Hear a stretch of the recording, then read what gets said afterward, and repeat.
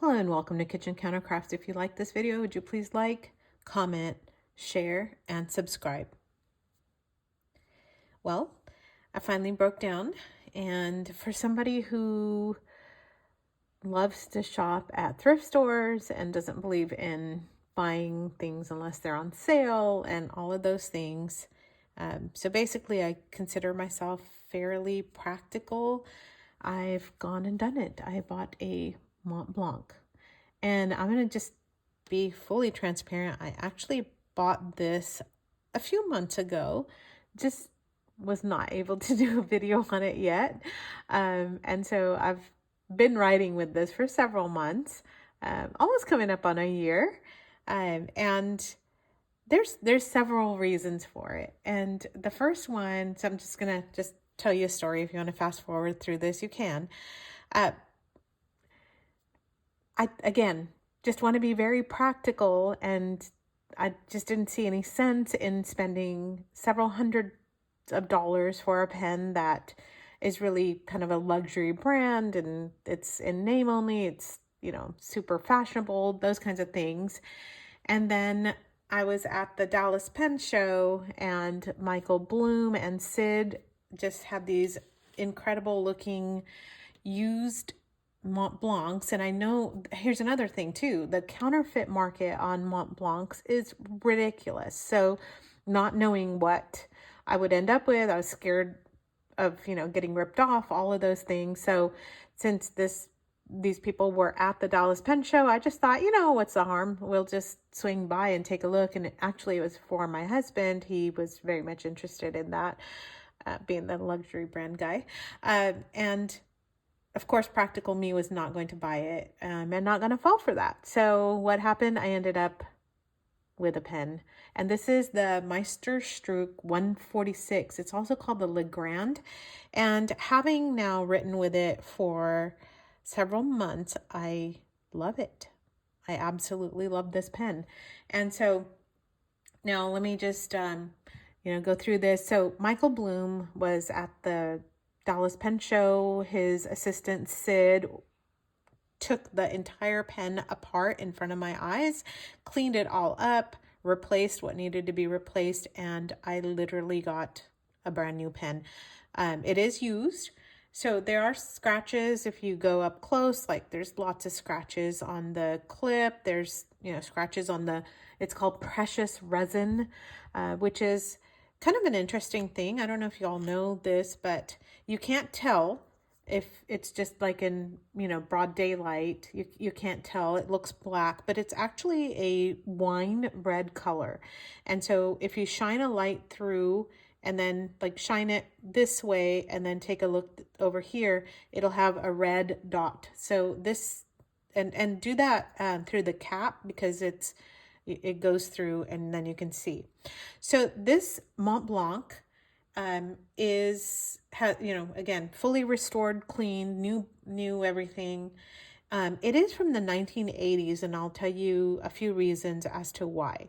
One of them is that it does not have the PIX engraving on the back of the clip. In fact, it doesn't have any kind of an engraving. And unless you're purchasing from somebody who's reputable and hangs out at pen shows, I would just say be careful, because after 1997 is really when the counterfeit market went crazy with Mont Blancs. And so they have the serial number here that matches up with their pen data bank. But before that, in the 80s, people were not ripping these off. And so you're not going to find the serial number. So this does not have a serial number on it. However, I don't know if this is going to catch it, but it does say Mont Blanc. See it right there. It does say Mont Blanc. No, not out of focus. All right. On the top clip. So it's basically opposite of the clip. So this is the clip ring. The clip ring and this piece is all one piece. It's a very nice tight clip. It just has some like striations here. And like I said, in the 1990s models, there will be an engraving at the back. It's just an added security thing. This is a nice white cap, and it is supposed to be called a snow cap for the snow-capped mountains. And the Mont Blanc, in case you didn't know, it's one of the tallest, I think it is the tallest mountain for the Alpine range. It's located in France. And so I'm going to tell you why, why that's significant. And that's because of the nib. It has 4810, which is the height in meters, not in feet, because that wouldn't be that tall.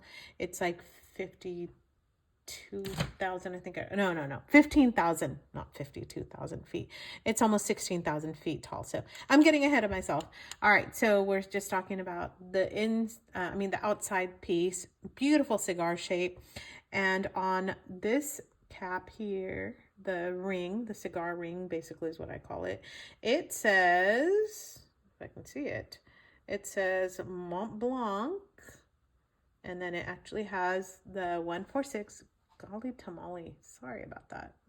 There we go. Can you see it now? Yeah, there we go. So it has the number on there and also Mont Blanc. So anyway, you can take a look and see here. So it has quite a bit of marking. Everything on it is 14 karat. So the ring, the clip, all of this is 14 karat. And what else? Cap and Montblanc. Okay. So the 146 is also called the Grande. So it's very confusing sometimes because people are like, oh, I'm buying the Grande. Well, which one is that? That's 146. And then the 144, just so you know, is actually called the Classique. So 144 is much thinner. It's going to be actually quite a bit thinner. So I got a chance to look at that. When I get a chance to do some comparisons, I will get those posted. I don't have a 144. I only have a 146, which I'm thrilled to death because there's a lot of people who actually prefer the 146 over the 149.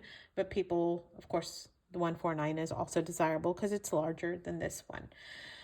All right, so it's slimmer and smaller than the 149, and of course I don't have anything to compare it to, but hopefully I will soon. All right, so when you uncap, you're going to, that's the ring for the piston, and I'm not going to twist it because I did that a little bit earlier and some ink came out. I wanted this to be fairly empty so that I could show you the ink window as well, so hopefully you can see that. It's another reason why I was doing this in the broad daylight, so you can see that the ink window, you can barely see it. Like when I first got it, I could not see this because it was full of ink. But here I'm having it kind of empty-ish so that you can see it. When you see there's little like striping or striations, in this one, it's clear because it's from the 80s, but in 1991, I think, and newer, basically 1990s, you're going to see little like stripes through the window. So it'll have kind of dash marks, hash marks, dash marks, dash. Yeah, they'll have marks. Let's see. Now the beautiful part, right? So not this part. This is just it's a plastic feed, and it is wonderful. It has some lint on it. Okay. And then here's the part that I really want you to look at. It's the nib. So another reason why this is a 1980s is because it is not a two-toned. It is a gold nib. It is marked 14 karat gold. It has the 4810 up on top. Then it has a M for Mont Blanc. And then it has a couple other things there, including 585, which nobody really knows what, going off the screen there, what 585 is, but that's like here towards the bottom. Now, the bummer is that Mont Blanc does not say if it's a medium or a stub or fine or extra fine. It does not have that marking on the nib at all, so you're pretty much guessing. Although when I purchased this, they had it marked as a medium, and I can say that it looks, it behaves like a medium pen. So piston fill, just lovely pen. What else do I say? It's a super smooth writer and a very wet writer, but let's go ahead and measure before I do a writing test. All right, so in measuring, when it's capped, it's right about 5.5 inches.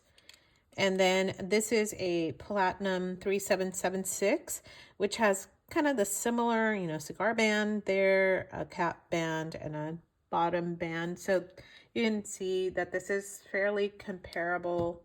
And then I have the Pelican M600 also there. And then a Pilot 843.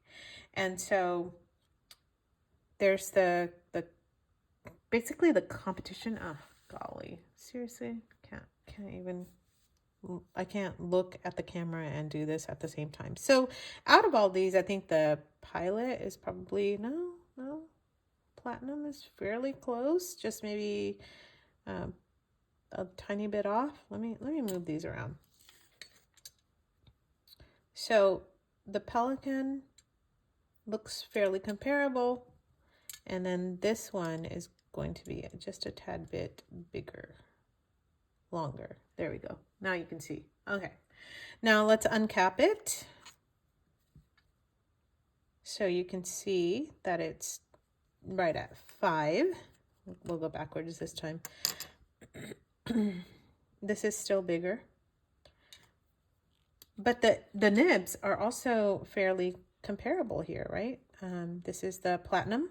So you can see the black and then the unmistakable gorgeous green that you can see there. So let's just go in and take a look here so you can see. So what's interesting is that the Platinum just gets like so much smaller when you are looking at each of these in size.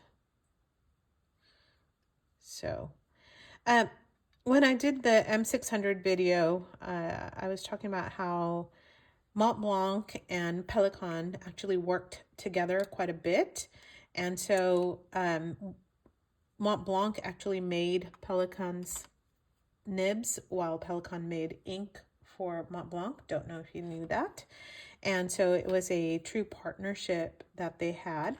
And so they also not only had partnership, but also competition. So both of those pens are actually comparable. So the 146 was made in direct competition for the M600. And I will do a comparison video for that as well coming up. But now let's concentrate on the Montblanc. So let's see, today is 8. No, it's not writing that much because this ink window is like at the very bottom here. So this is the Montblanc 146.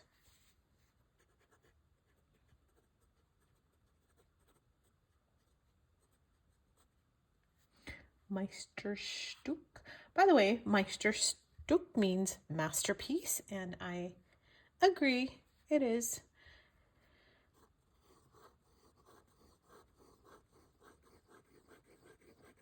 So even with ink barely coming out, it still has no issues keeping up with the ink flow. It is a fairly wet writer. This is Waterman Black ink, so I'm going to jot that down.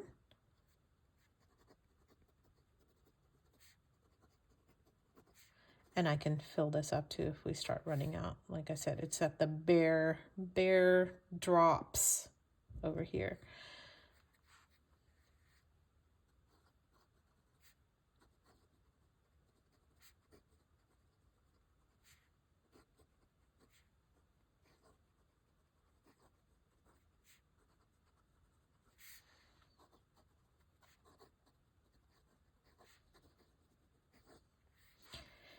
Did I mention this is a joy to write with? It just really is.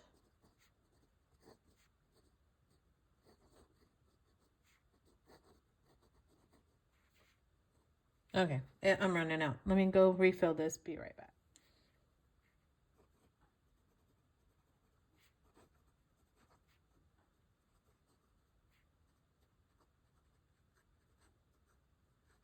Yay, put it into one line. So let me just do this again because you're actually going to see how wet this writes. There we go. Now that the ink window is completely full, and again, when it's full, you cannot see that there is an ink window at all. Pretty crazy. So this is just on bad paper. You do have bleed through because it is a wet writer. So just so that you know that. I normally write on bad paper just because I'm jotting down notes here and there. So that's just kind of how that goes. And let's see, jot down. And this is now on Rhodia dot pad paper.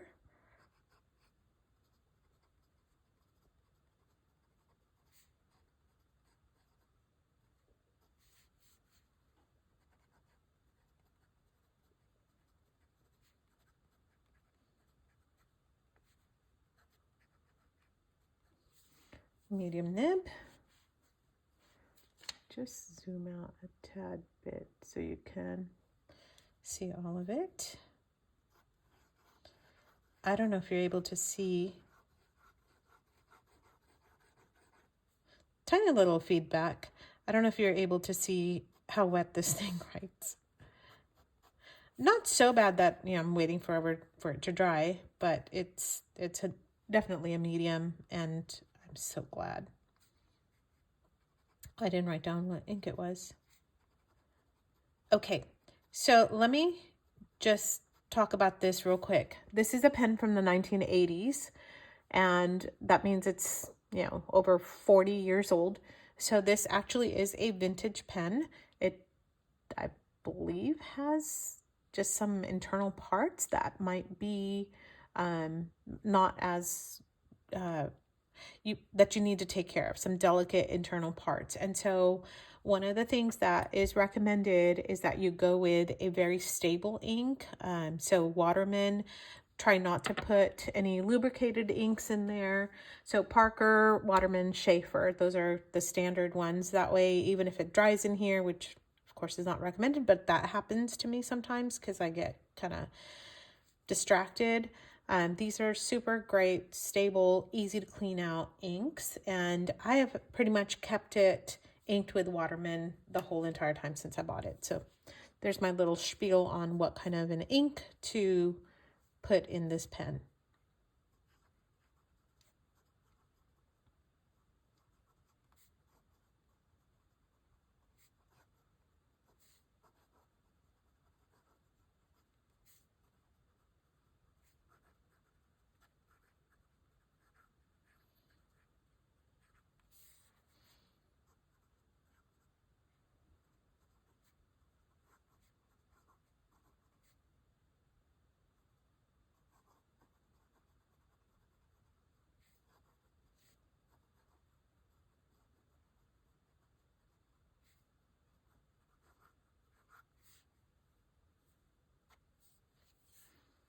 Okay, so I did some reverse writing with the Pelican. I can try that here as well. Why I would want reverse writing, not really sure, other than unless you want a really fine line.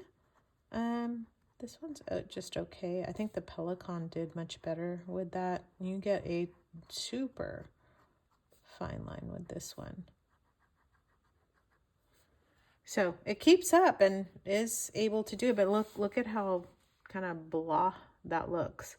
So anyway, beautiful, beautiful, beautiful writer on Rhodia. Does not bleed through at all. There's nothing coming through. So I hope that this was useful and helpful to you.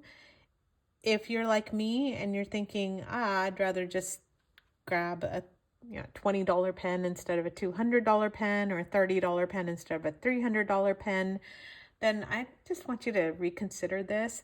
Now, the retail price, like on the Montblanc website, is around $700 whopping dollars, but you don't have to buy the $700 one. You can find these for about $300, $350. So you can actually do your homework and look and see.